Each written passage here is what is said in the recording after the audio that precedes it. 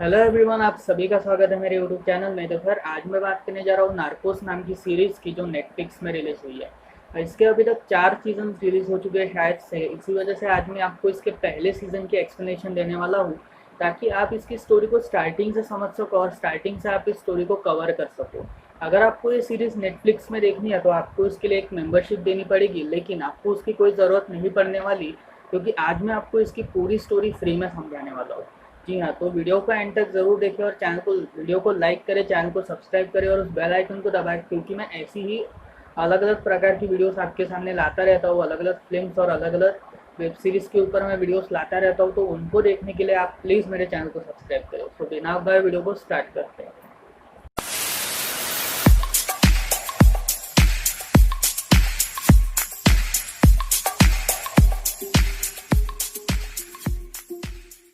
कहानी की शुरुआत होती है कोलंबिया 1989 में, जहाँ पर कुछ ड्रग डीलर्स एक पार्टी रखने वाले थे एक बहुत बड़े रेस्टोरेंट में। अब यहाँ पर इसकी इन्फॉर्मेशन जो थी वो डीईए यानी ड्रग एनफोर्समेंट एजेंसी को मिल चुकी थी, जो एक्चुअली अमेरिका के लिए काम करती थी और जितने भी ड्रग ट्रैफिकर्स थे उन सभी को पकड़ने का काम करती थी। अब यहाँ पर डीईए को ये इन्फॉर्मेशन तब मिलती है जब उन्होंने कुछ लोगों का यानी कुछ ड्रग डीलर्स का फ़ोन टैप किया था। एक्चुअली इसके पहले अमेरिका या फिर डीईए के पास टैपिंग डिवाइस नहीं हुआ करते थे, क्योंकि तब नेट की क्वालिटी या फिर नेटवर्क की क्वालिटी इतनी खास ना होने की वजह से ये पूरे जो नेटवर्क्स थे ये कौन से जगह पे फैले हुए थे इसके बारे में डीईए को कोई भी इंफॉर्मेशन नहीं थी। लेकिन 1989 में जब टैपिंग डिवाइस का आविष्कार हुआ उसके बाद ये काम काफ़ी ज़्यादा आसान हो गया, जिसके बाद इनकी लोकेशन पता करना काफ़ी ज़्यादा सिंपल था। और इसी वजह से इन पूरे डीईए के ऑफिसर्स ने एक प्लान बनाया था, जहाँ पर इस प्लान को अंजाम देने वाला था तो इसका ऑपरेशनल हेड था, जिसका नाम था स्टीव मर्फी। अब यहाँ पर स्टीव मर्फी जो था वो एक्चुअली इस पूरी स्टोरी का नरेटर है, जहाँ पर वो ये कह रहा है कि 1989 में एक बहुत बड़ा हमला होने वाला था कोलंबिया में, जहाँ पर एक बहुत बड़े होटल में हम एक बहुत बड़ा एनकाउंटर करने जा रहे थे। एक्चुअली इस एनकाउंटर में हम जितने भी ड्रग ड्रग ट्रैफिकर्स थे यानी जितने भी ड्रग डीलर्स थे उन सभी को ख़त्म करने वाले थे। और उन सभी को ख़त्म करने के बाद जो भी ड्रग डीलर्स बचते हैं यानी जो मेन ड्रग डीलर्स बचते हैं उन सभी को ख़त्म करना काफ़ी आसान हो जाएगा। इसी वजह से ये एनकाउंटर डीए के लिए काफ़ी ज़बरदस्त और काफ़ी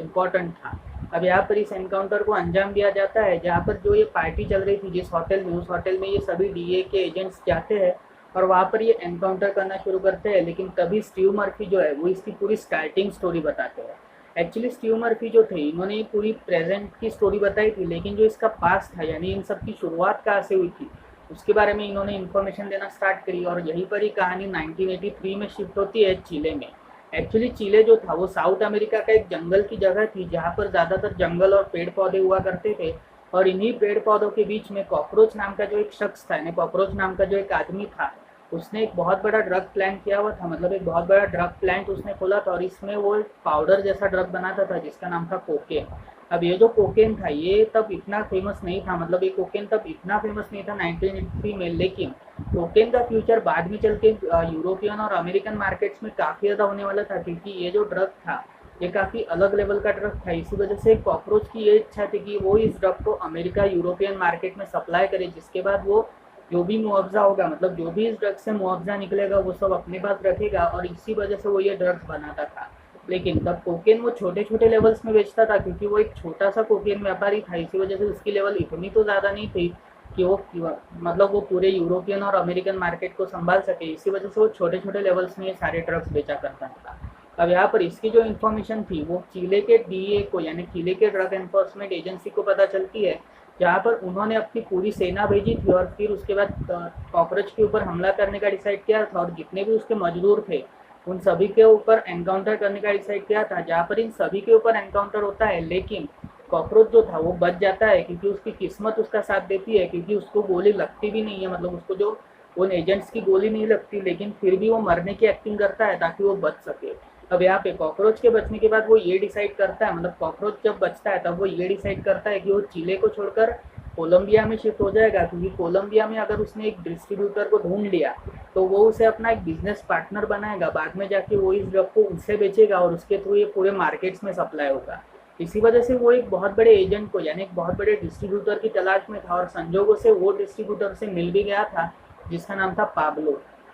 अब पाब्लो जो था वो कोलंबियन का एक नागरिक था, जो एक्चुअली काफ़ी गरीब खानदान से आया था। लेकिन बाद में चल के उसने स्मगलिंग के धंधे में अपना ऐसा पाव जमाया कि उसने स्मगलिंग का वो एक बादशाह बन गया, जहाँ पर वो ज़्यादातर टीवी और फ्रिज की ही स्मगलिंग किया करता था। ज़्यादा उसके पास स्मगलिंग करने के लिए कोई मटेरियल था नहीं। और यहीं पर ही ये बात जब कॉकरोच को पता चली, तो कॉकरोच ने पाब्लो के कजिन के थ्रू पाब्लो से मीटिंग की, जहाँ पर उसने पाब्लो को ये बात बताई कि अगर तुम ये ड्रग्स बेचोगे, मतलब तुम अगर ये ड्रग्स बेचोगे तो तुम्हारे पास काफ़ी सारे पैसे आएंगे और इस पैसों से तुम काफ़ी ऐश कर सकते हो, और इसका जो आधा % होगा वो तुम मुझे दे दो। इसी वजह से पाब्लो का ये कहना था कि मैं तुम्हारी इस ऑफर से खुश तो हूँ, लेकिन मैं इस ड्रग्स को मायामी में बेचना चाहता हूँ, क्योंकि मायामी का जो ड्रग मार्केट है वो काफ़ी बड़ा है, और अगर इस ड्रग को हमने मायामी में बेचा तो ये ड्रग वहाँ पे कैसा रंग लाएगा उसके बारे में मैं जानना चाहता हूँ। इसी वजह से सबसे पहले हम एक मायामी में टेस्टिंग करेंगे, जहाँ पर इस ड्रग को बेचा गया मायामी में, जहाँ पर मायामी में एक उसका दोस्त है, यानी पाब्लो का एक दोस्त था, और उसी के थ्रू ये ड्रग्स मायामी में बेचे गए। एक्चुअली ये ड्रग्स कोलंबिया से मायामी में इसी वजह से आ पाए क्योंकि तब ज़्यादातर सिक्योरिटीज़ ना होती थी, मतलब सिक्योरिटीज़ तो ना के बराबर होती थी, मतलब कोई ज़्यादा चेक भी नहीं करता था। इसी वजह से इसी का फ़ायदा उठाकर पाब्लो ने पूरा जो ड्रग का पैकेट था वो मायामी में शिफ्ट किया था, जिसके बाद मायामी में इसको काफ़ी बढ़िया रिस्पॉन्स मिला, जहाँ पर पाब्लो को इसमें फ़ायदा दिखा, और पाब्लो ने इस पूरे ड्रग के इंडस्ट्री में अपना कदम जमाया, जहाँ पर उसने जितने भी कोकेन के फैक्ट्रीज थे उन सभी में अपना कब्जा जमाया, जो एक्चुअली कॉकरोच ने बनाए थे, और इसके बाद कुछ और नई फैक्ट्रीज बनाने का डिसाइड किया, जहाँ पर इसका जो पूरा मालिकाना अधिकार था वो पूरी तरह से अब पाब्लो के हाथों में आ चुका था। अब पाब्लो जो था वो धीरे धीरे ड्रग्स बेचना शुरू कर चुका था। इसी वजह से जो उसके बाकी बचे दोस्त डिस्ट्रीब्यूटर्स थे वो सभी नाराज थे कि अब पाब्लो अमीर बन रहा है तो हमें भी अमीर बनना चाहिए, जहाँ पर वो पाब्लो के साथ एक मीटिंग करते हैं, और तब पाब्लो ये डिसाइड करता है कि हम सभी ये ड्रग्स बेचेंगे और इस ड्रग्स के थ्रू हम काफ़ी सारा माल कमाएंगे। और यहीं पर ही वो जितने भी उसके डिस्ट्रीब्यूटर दोस्त थे,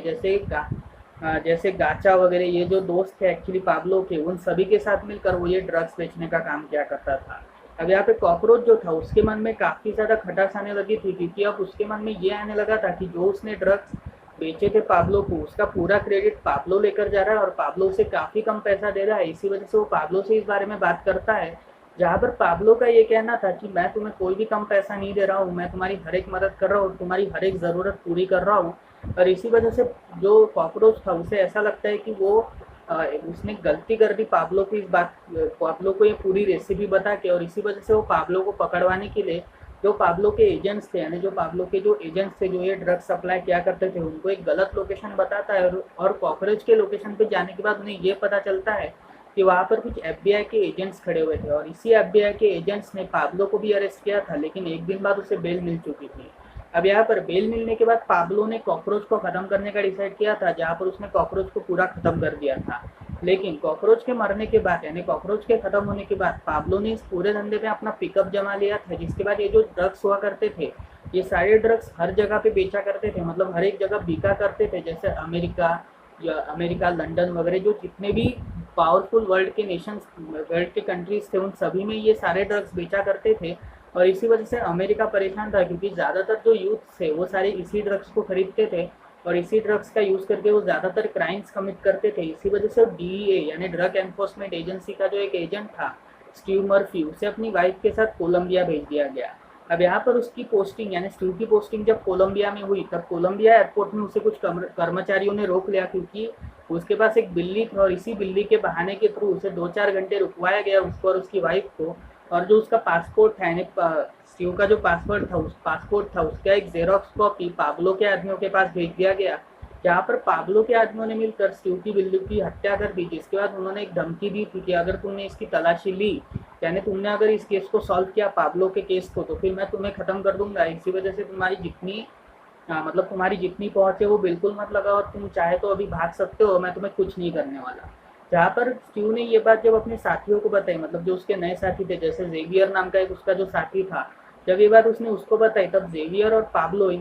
और स्टीव, सॉरी मैंने पाब्लो का नाम लिया, जेवियर और स्टीव इन दोनों ने मिलकर उन एयरपोर्ट के कर्मचारियों को पकड़ा, और उन एयरपोर्ट के कर्मचारियों से उन्हें ये पता चला कि ये सारी हरकतें पाब्लो कर रहा था। अब यहाँ पे पाब्लो जो था वो इतना ज़्यादा अमीर बन चुका था कि उसने अब धीरे धीरे जितना पैसा उसके पास आ रहा था वो पैसा अपने घर में नहीं रख सकता था, क्योंकि अगर गलती से भी इनकम टैक्स की रेट अगर उसके घर पे पड़ी तो वो काफ़ी बड़ी मुश्किल में पड़ जाएगा। इसी वजह से उसने धीरे धीरे जितना भी अमाउंट ऑफ मनी था, मतलब जितना भी कैश था, वो सब ज़मीन में गाड़ना शुरू कर दिया था, मतलब जो खेती वाली ज़मीन थी उन सभी में गाड़ना शुरू कर दिया था और उसके बाद उसे अलग अलग जगहों पे छुपाना शुरू कर दिया था और जितना पैसा उसके पास बचा था उन सभी को उसने गरीबों को बांटना शुरू कर दिया था। इसी वजह से अब फॉक्स और उसी के साथ जो बड़े बड़े एजेंसीज थे वो अब पाब्लो के कॉन्टेक्ट में आ चुके थे और तब पाब्लो ये डिसीजन लेता है कि अब वो पॉलिटिक्स में एंट्री करेगा। अब यहाँ पर इसकी पॉलिटिकल करियर की शुरुआत होने वाली थी और इस करियर में उसका साथ देने वाले थे M19 नाम की एक कम्युनल पार्टी। एक्चुअली ये जो कम्युनल पार्टी थी ये एक बहुत छोटी कम्युनल पार्टी थी जो एक्चुअली हिस्टोरिक के स्टूडेंट थे और इन हिस्ट्री स्टूडेंट्स का ये कहना था कि अगर हमने इन सारी कीमती चीज़ों को चुराया और अगर हमने एक पावरफुल आदमी को किडनैप किया तो हमारी जो आवाज़ है वो ज़्यादातर लोगों तक पहुंच पाएगी। इसी वजह से उसने पाब्लो के एक साथी ड्रग डीलर की बहन को किडनैप किया। अब यहाँ पर ये बात जब पाब्लो को पता चली तो पाब्लो ने M19 के ग्रुप से कांटेक्ट किया और इन सभी की एक मीटिंग बिठाई गई जहाँ पर जितने भी ड्रग डीलर्स थे यानी जितने भी ड्रग डीलर्स कोलंबिया में एक्टिव थे उन सारे ड्रग डीलर्स की मीटिंग हुई, जहाँ पर इस मीटिंग में ये फैसला हुआ कि पाब्लो जो है वो आज के बाद अब इस पूरे ड्रग डीलिंग का जो बॉस रहेगा, मतलब जो ये ड्रग डीलिंग चल रही है उसका बॉस रहेगा और फिर उसके बाद उसी का राज इस पूरे ड्रग डीलिंग एम्पायर में चलेगा। इसी वजह से जो जितने भी ड्रग डीलर्स थे और उसी ऐसे M19 के जितने भी फोर्सेस थे जो एक्चुअली एजेंट्स थे उन सभी ने पाब्लो की बात को एक्सेप्ट किया और पाब्लो के कहने पर M19 ने उस बड़े से ड्रग डीलर की बहन को भी रिलीज कर दिया जिसके बाद पाब्लो जो था उसने M19 के ग्रुप के साथ मिलकर एक बहुत बड़ा पॉलिटिकल साम्राज्य खड़े करने का डिसीजन लिया, जहाँ पर वो इस पॉलिटिकल साम्राज्य को खड़ा करना चाहता था और उसे ज़रूरत थी प्रचार और प्रसार की, जिसकी उसने पूरी तरह से एक भी कसर नहीं छोड़ी थी क्योंकि उसका प्रचार काफ़ी स्ट्रॉन्ग था। जहाँ पर एक्चुअली जो गरीब लोग थे कोलंबिया के वो सब अब पाब्लो के सपोर्ट में आ चुके थे। इसी वजह से जो कांग्रेसमैन थे जो एक्चुअली कांग्रेसमैन थे उनको पाब्लो को इलेक्शन में लेना ही पड़ा, उनको मतलब पार्टी में लेना ही पड़ा क्योंकि वो उन्हें इसी वजह से रोक रहे थे। मतलब जो पार्टी के लीडर्स थे, जो पॉलिटिकल पार्टी के लीडर्स थे, वो पाब्लो को इसी वजह से आने के लिए रोक रहे थे क्योंकि उसके ऊपर काफ़ी सारे क्रिमिनल रिकॉर्ड थे। लेकिन पाब्लो ने अपनी चालाकी यूज़ करके उन सारे क्रिमिनल रिकॉर्ड्स को जला दिया, जिसके बाद जो पुलिस ऑफिसर्स थे यानी DEA के एजेंट्स थे जेवियर और स्टीव, इन दोनों को जब ये बात पता चली तो जेवियर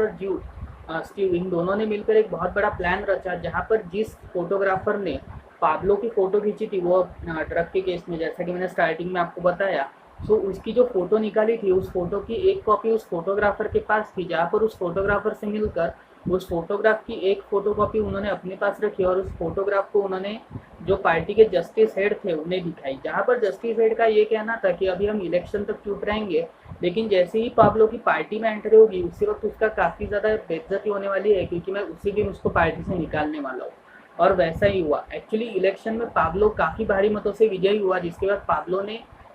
पॉलिटिक्स में भी एंट्री मारी, जहाँ पर वो अब पॉलिटिशियन बन चुका था। लेकिन उसका पहला ही दिन उसका आखिरी दिन बनने वाला था क्योंकि जब वो इस मीटिंग में गया, मतलब जब वो इस कार्यालय में गया, मतलब अपने पॉलिटिकल कार्यालय में गया, तभी जो जस्टिस हेड थे उन्होंने उसकी वो पुरानी फ़ोटो रिलीज़ की और उस फोटो के ज़रिए उन्होंने ये कहा कि उसके ऊपर एक क्रिमिनल रिकॉर्ड है और ये ड्रग डीलर है, इसी वजह से हम इसे इस पार्टी से निकाल रहे हैं और पाब्लो को इस पार्टी से निकाल दिया गया। अब पाब्लो के अंदर का गुस्सा काफ़ी ज़्यादा बढ़ चुका था, इसी वजह से पाब्लो ने उस जस्टिस हेड को ख़त्म कर दिया था, जिसके बाद जितने भी लोगों का शक था वो पाब्लो के ऊपर आ चुका था, जहाँ पर पाब्लो के ऊपर ये इल्ज़ाम था कि पाब्लो ने ही उस जस्टिस हेड को मारा है। इसी वजह से अब पाब्लो को एक्स्ट्राडिशन में डाल दिया था, मतलब पाब्लो और उसके जितने भी ड्रग डीलर साथी थे उन सभी को एक्स्ट्राडिशन में डाल दिया था। और एक्स्ट्राडिशन का मतलब अगर पूछा जाए तो एक्स्ट्राडिशन मतलब एक ऐसी जगह, मतलब एक ऐसी कानून होता है, अगर आप सपोज कोई भी ड्रग डीलर आपको दिख जाए जिसके ऊपर एक्स्ट्राडिशन चार्ज लगा है तो वो ड्रग डीलर को आप कभी भी अरेस्ट कर सकते हो, कभी भी आप उसके एनकाउंटर में मौत कर सकते हो, आपको पूरा अधिकार मिल जाएगा।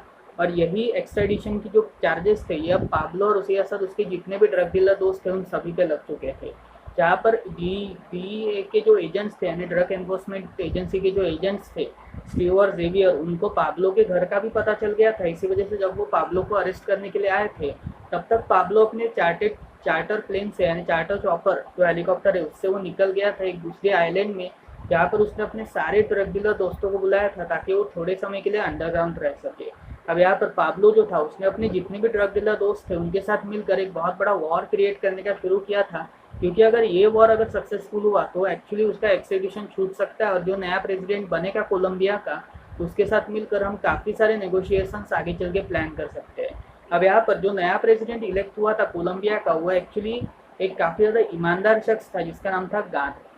नाम था गाना। अब यहाँ पे गाना जो था वो एक्चुअली इतना ईमानदार था कि उसने पाब्लो और उसके साथ जितने भी ड्रग डीलर्स थे उन सभी के ऊपर केस करने का डिसाइड किया था, और उन सभी को जल्दी से जल्दी अरेस्ट करने का ठाना था, क्योंकि अगर जब तक वो उन्हें अरेस्ट नहीं करता तब तक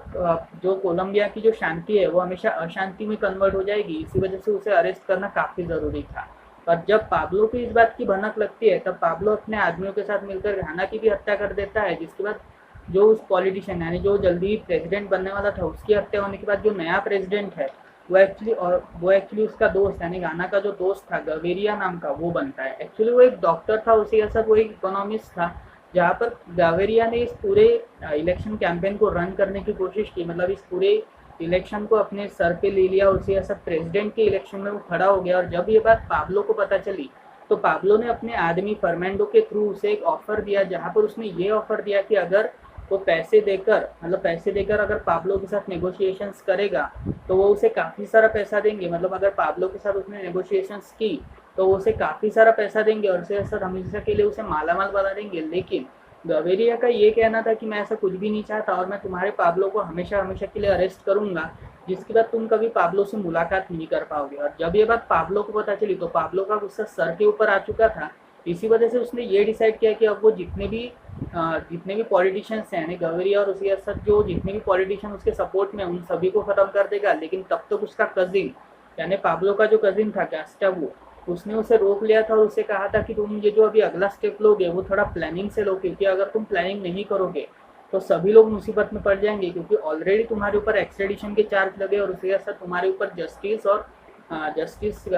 जस्टिस प्रेसिडेंट और उसके साथ घाना को मारने के आरोप है। इसी वजह से अगर तुमने कुछ भी हरकत की तो उसका इल्ज़ाम हम सभी को भुगतना पड़ेगा। इसी वजह से मैं चाहता हूँ कि हम सब ये जो वॉर है ये प्लानिंग के साथ लड़े। अब यहाँ पर स्टीव और उसके साथ जो उसका एजेंट है जेवियर, उन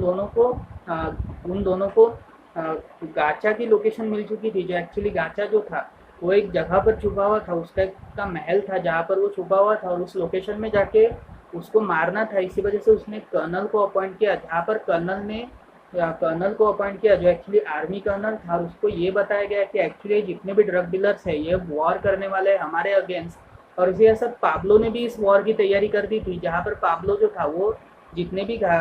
उसके विलेज के बच्चे थे यानी जिस विलेज में वो ठहरा हुआ था उस विलेज के जितने भी बच्चे थे उन सभी को गन्स पकड़ा दी थी और उन सभी को ट्रेनिंग्स देना शुरू कर दिया था। जिसके बाद उनकी ट्रेनिंग्स को पूरा करने के बाद वो इन्हें टास्क दिया करता था, क्योंकि पाब्लो ये चाहता था कि जल्दी से जल्दी गवेरिया की मौत हो जाए, और गवेरिया की मौत अगर हो गई तो काफ़ी आसानी होगी। इसी वजह से उसने ये पूरा वॉर शुरू किया था, जहाँ पर जो डीए के एजेंट्स थे उन्होंने भी इस वॉर में अपना योगदान दिया था, मतलब इस वॉर को वो भी लड़ना चाहते थे। इसी वजह से उन्होंने कर्नल को अपॉइंट किया था, जिसको वापस पाब्लो ने ऑफर दिया था पैसों का। लेकिन बाद में चल के उसने जब इस ऑफर को ठुकराया तब पाब्लो के ही लोगों ने उनके ऊपर हमला करवाने का डिसाइड किया, जहाँ पर कर्नल इस हमले से बच तो गया लेकिन उसने ये ठान लिया कि अब वो पाब्लो को हमेशा के लिए ख़त्म करेगा। इसी वजह से वो डीईए के साथ मिल गया। अब यहाँ पर डीईए का एजेंट जेवियर और जो कर्नल था इन दोनों ने मिलकर गाचा को मारने के लिए गए थे, मतलब गाचा को अरेस्ट और उसको मारने के लिए गए थे। जो तीसरा एजेंट है स्टीव जो था वो एक्चुअली गवेरिया का हेड बन चुका था, सिक्योरिटी हेड, जहाँ पर वो उसकी सिक्योरिटी का पूरा जिम्मा उठा रहा था। और जिस फ्लाइट से वो चढ़ रहा था,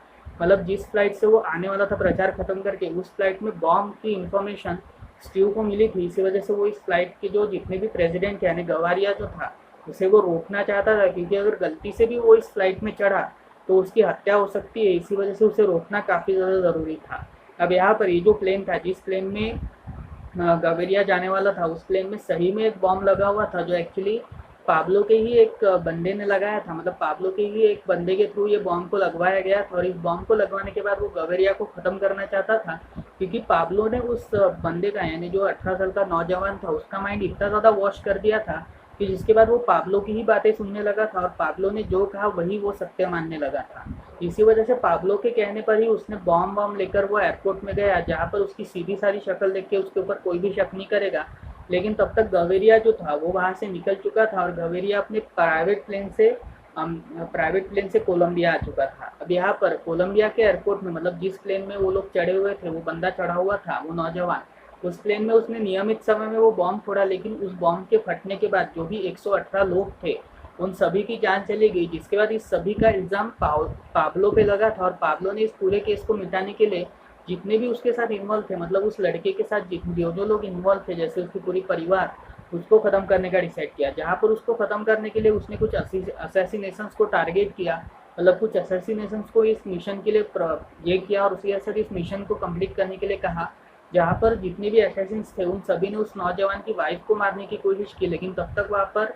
स्ट्यू आ जाता है जो उनको ख़त्म कर देता है। मतलब स्ट्यू एक आधे असैसिन को गोली मार देता है, लेकिन तब तक कुछ असैसिन्स ने उनके उस नौजवान की बीवी के ऊपर गोली मार दी थी। इसी वजह से वो मर गई थी, और उसकी जो बच्ची थी, यानी जो उसकी 2 साल की बेटी थी, वो बच गई थी। जहाँ पर स्टीव ने उस बेटी को अडॉप्ट कर लिया था, और इस बेटी को अडॉप्ट करने के बाद उसने जितनी भी फाइनेंशियल प्रोसीजर्स थी उन सभी को कंप्लीट कर दिया था। अब यहाँ पर जेवियर और जो कर्नल था, इन दोनों ने गाचा की लोकेशन ढूंढ ली थी, जहाँ पर ये गाचा को मारने के लिए निकले थे, लेकिन तब तक गाचा वहाँ से निकल चुका था, क्योंकि उसके एक इन्फॉर्मर ने उसे ये बात बताई थी कि तुम्हें कुछ ढूंढने के लिए लोग आ रहे हैं, इसी वजह से तुम जितना जल्दी हो सके यहाँ से भाग जाओ। इसी वजह से गाचा जो था वो अपने बेटे के साथ मिलकर एक जंगल की तरफ छुप गया था, जहाँ पर इस जंगल की तरफ की जो लोकेशन थी ये जेवियर और उसी के साथ कर्नल को पता चल गई थी, जहाँ पर उन्होंने गाचा के ऊपर हमला करने का डिसाइड किया। और गाचा के ऊपर हमला करने के वक्त, मतलब गाचा के ऊपर जो हमला हुआ उसके बाद गाचा की डेथ हो गई। जहाँ पर जो सबसे मेजर ड्रग डीलर था, मतलब पाब्लो के बाद अगर कोई मेजर ड्रग डीलर होगा तो वो गाचा ही था,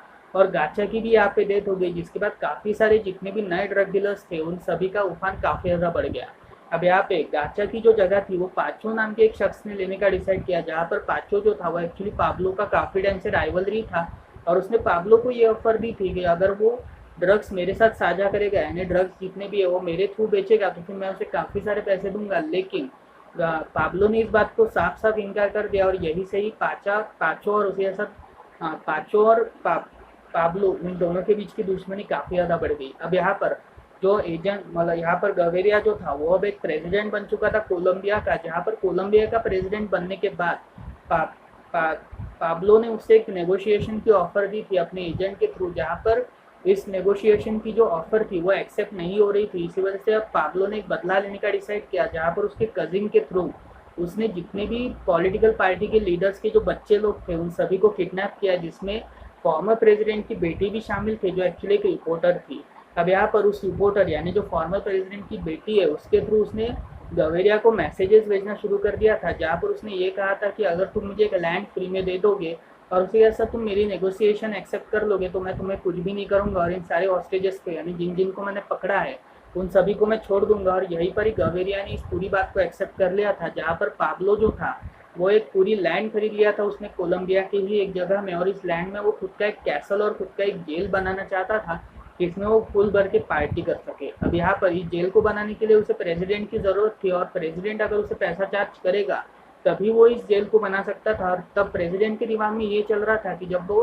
पाब्लो की ये नेगोशिएशन एक्सेप्ट करेगा तभी वो पाब्लो को अरेस्ट करेगा। लेकिन इसके प्लानिंग के बारे में पाब्लो को पता चल जाता है, जहाँ पर पाब्लो उस रिपोर्टर यानी फॉर्मर प्रेसिडेंट के बेटी के थ्रू एक और वीडियो बनाता है, और इस वीडियो में वो ये कहता है कि मैं तुम्हारे साथ नेगोशिएशन करने को रेडी हूँ, लेकिन मुझे तुम्हारी पारदर्शिता चाहिए, मतलब ट्रांसपेरेंसी चाहिए, और अगर तुम ट्रांसपेरेंट हो, मतलब तुम अगर मुझे सारी प्लानिंग बता दोगे तभी हम दोनों एक दूसरे के साथ डील करेंगे, वरना मैं तुम्हें मार डालूंगा। और उसी ऐसा, मतलब मैं तुम्हारे जितने भी लोगों को मैंने किडनैप किया उन सभी को ख़त्म कर दूंगा, और इसका पूरा इल्ज़ाम मैं तुम पे डाल दूंगा। जहाँ पर गवेरिया के पास और कोई चारा नहीं बचा था, मतलब वो पूरी तरह से सोच रहा था कि आखिर वो क्या करे। और तब तक वहाँ पे कर्नल और जेवियर और उसके ऐसा स्टीव, ये तीनों जो थे, ये तीनों अपने कुछ आदमियों के साथ मिलकर वहाँ पर हमला करते हैं, जहाँ पर उसने जितने भी एजेंट्स थे, मतलब जो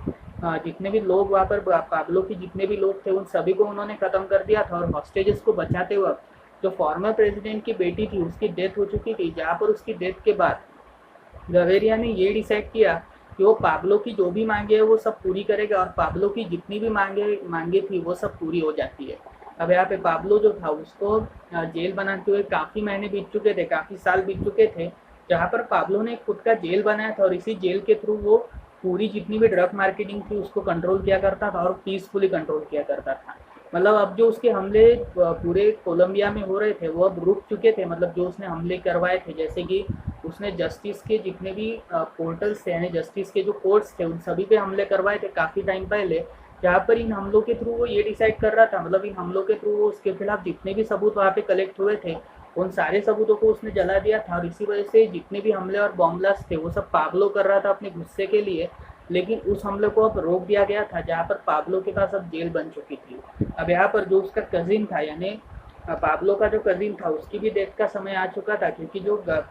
पाब्लो का जो कजिन था वो अपनी गर्लफ्रेंड से मिलने गया था, लेकिन तभी उसी गर्लफ्रेंड के थ्रू कर्नल वहाँ पे आता है, जहाँ पर कर्नल और उसके आदमी लोग पाब्लो के कजिन को मारते हैं और उसे सब मारते मारते उसे खत्म कर डालते हैं। जिसके बाद पाब्लो के अंदर काफ़ी ज़्यादा गुस्सा आ चुका था और उसने बदला लेने का डिसाइड किया, लेकिन तब तक प्रेसिडेंट ने ये कहा था कि मतलब जो प्रेसिडेंट थे कोलंबिया के, उन्होंने ये कहा था कि अगर तुम सरेंडर कर दोगे तो मैं तुम्हें हमेशा के लिए छोड़ दूंगा और उसी असर तुम अपनी बाकी बची हुई ज़िंदगी पीसफुली जी सकोगे। इसी वजह से पाब्लो ने इस रिक्वेस्ट को एक्सेप्ट किया और उसके बाद उसे अपनी ही जेल में डाल दिया गया, जहाँ पर वो अपनी ज़िंदगी पीसफुली जी सके। अब यहाँ पे पाब्लो जो था वो अब धीरे धीरे बूढ़ा होते जा रहा था और उसी असर धीरे धीरे वो अब एक काफ़ी खतरनाक ड्रग डीलर से एक आम आदमी बनते जा रहा था। मतलब जो ड्रग्स वो बेच रहा था वो बिक नहीं रहे थे, इसी वजह से उसे काफ़ी ज़्यादा प्रॉब्लम्स थी। इसी वजह से उसने अपने जितने भी डीलर्स थे, मतलब जितने भी ड्रग डीलर्स थे, उन सभी के ऊपर वॉर टैक्स नाम के एक टैक्स लगाने का डिसाइड किया। एक्चुअली उसके जो बाकी बचे लोग थे, यानी जो बाकी बचे लोग थे वो सभी मारे गए थे एनकाउंटर में। जैसा कि मैंने स्टार्टिंग में कहा था कि जो एनकाउंटर 1989 में हुआ था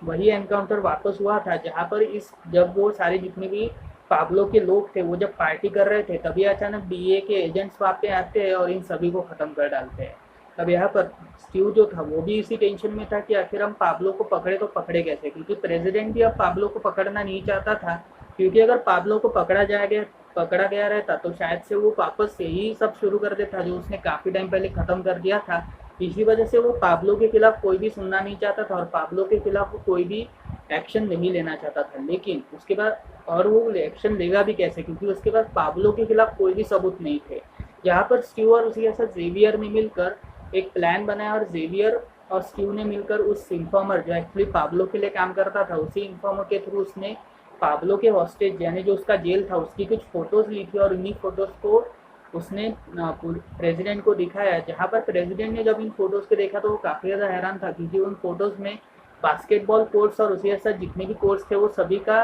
जिक्र हुआ था। मतलब जितने भी कोर्ट्स थे वो सारे दिख रहे थे, जहाँ पर पाब्लो जो था वो इस जेल में काफ़ी मज़े से अपनी ज़िंदगी काट रहा था। एक्चुअली जिस पाब्लो को जेल में सड़ना चाहिए था वो पाब्लो अपनी मज़े में ज़िंदगी काट रहा था। इसी वजह से स्टीव और बाकी के जो एजेंट्स थे वो सब इसे पकड़ना चाहते थे, पाब्लो को वापस पकड़ना चाहते थे, लेकिन वो पकड़ भी नहीं सकते थे क्योंकि प्रेसिडेंट ने अभी तक इसका एनेबलिंग के ऑर्डर्स दिए ही नहीं थे। अब यहाँ पर पाब्लो जो था उसने जब ये वॉर टैक्स लगाया तो इससे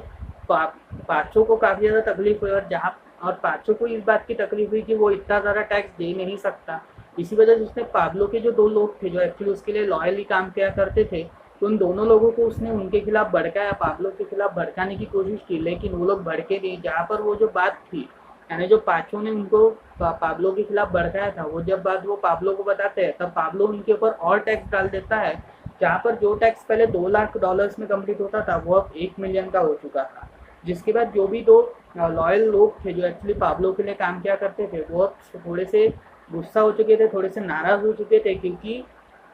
पाब्लो की हमने इतने सालों से सेवा की और उस पाब्लो ने हमारे ऊपर के टैक्स और ज़्यादा बढ़ा दिए। मतलब हमारी कमाई इतनी है भी नहीं, फिर भी अपने